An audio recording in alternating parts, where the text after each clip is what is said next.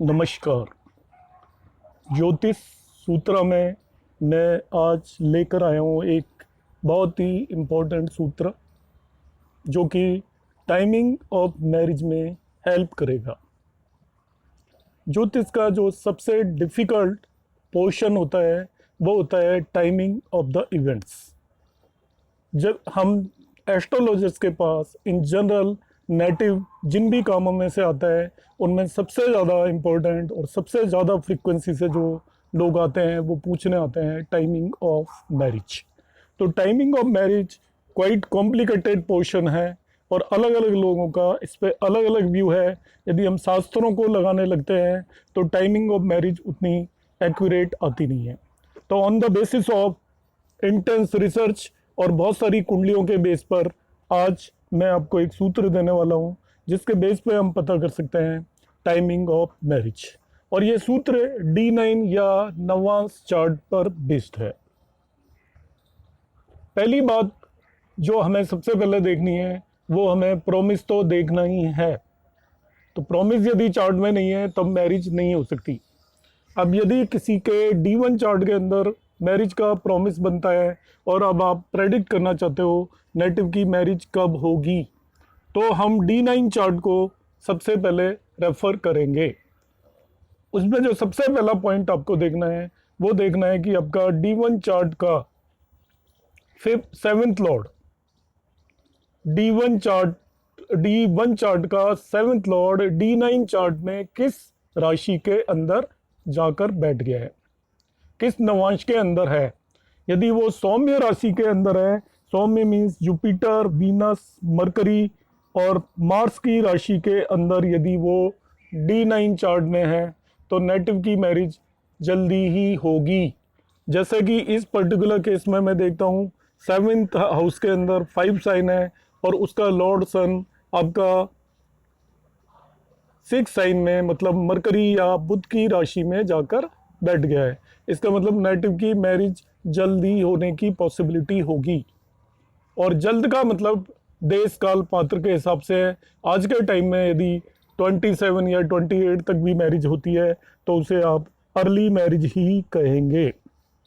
Second most important part जो होता है आपका इन प्रेडिक्शन ऑफ मैरिज, आप D9 के 7th हाउस में देखिए कौन प्लैनेट बैठा हुआ है। D9 के 7th हाउस में जो प्लैनेट बैठा हुआ है उसकी दशा या अंतरदशा में मैरिज हो सकती है। इस पर्टिकुलर नेटिव का जिसका मैंने चार्ट लिया हुआ है इसके D9 के 7th हाउस में कोई भी प्लैनेट बैठा हुआ नहीं है तो हम इस बेसिस पर इसको हम डिसाइड नहीं कर सकते। यदि D9 का 7th हाउस एम्प्टी है तो हम D9 के 7th लॉर्ड को देखेंगे। यहाँ पे यदि आप D9 के 7th लॉर्ड को देखते हैं तो ये मार्स यहाँ पर बैठा हुआ है आपका। अब D9 के 7th लॉर्ड को जो भी प्लैनेट एस्पेक्ट कर रहा है, D9 के 7th लॉर्ड को जो भी प्लैनेट एस्पेक्ट कर रहा है उसकी दशा और अंतरदशा में भी मैरिज हो सकती है। यदि मैं इसको केयरफुली देखता हूँ इस चार्ट को तो इस चार्ट में D9 का 7th लॉर्ड आपका मून है और उसको सैटर्न एस्पेक्ट कर रहा है पहले तो, और दूसरा उसको जुपिटर भी एस्पेक्ट कर रहा है। आप देख लीजिएगा जुपिटर यहाँ से 1 2 3 4 5 6 7 8 1 2 3 4 5 कुछ प्रॉब्लम आ रहा है, 1 मिनट।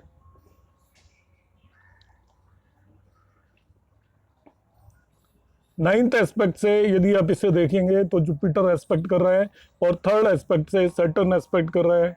तो इस नेटिव की मैरिज सैटर्न या जुपिटर की दशा और अंतरदशा में हो सकती है। यदि सैटर्न की दशा चल रही है और उसके अंदर जुपिटर की अंतरदशा आ जाती है तो इसका पक्का मैरिज होगी उस पीरियड में, और जुपिटर की दशा चल रही है और सैटर्न की अंतरदशा आ जाती है तभी भी उसका सर्टेनली मैरिज होगी। ये सेकंड सूत्र है। तीसरा जो सूत्र है बहुत इंपॉर्टेंट, D1 के 7th लॉर्ड को D9 में देखेंगे। D1 का 7th लॉर्ड, यहाँ पे D1 का 7th लॉर्ड हो गया आपका सन, उसको D9 में देखेंगे। वो किस किस प्लेनेट से रिलेशन बना रहा है, जिस भी प्लेनेट से वो रिलेशन बना रहा है उसकी भी दशा और अंतरदशा में मैरिज हो सकती है। तो इस नेटिव का D1 का 7th लॉर्ड D9 में 6 साइन के अंदर बैठा हुआ है और उसके साथ आपका सन और राहु है सॉरी जुपिटर और राहु है, तो वो जुपिटर की दशा और अंतरदशा में भी नेटिव की मैरिज हो सकती है, और राहु की दशा और अंतरदशा में भी इस नेटिव की मैरिज हो सकती है। तो on the basis of these 3 सूत्रास जो मैं इस नेटिव के बारे में आपका प्रेडिक्ट कर सकता हूँ, इसकी सैटर्न की दशा, अंतरदशा, जुपिटर की दशा, अंतरदशा और राहु की दशा और अंतरदशा में इसकी मैरिज होनी चाहिए थी, और ऐसा ही हुआ। और ये रूल आप प्रैक्टिस कर सकते हैं, जो मैरिड कपल्स हैं उनके आप चार्ट में लगाएंगे तो 90% केसेस में जो मैंने आज आपको ये सूत्र दिया है ये एप्लीकेबल है। आप देखते रहिए, मैं आगे भी ऐसे ही सूत्र आपको देता रहूंगा। धन्यवाद।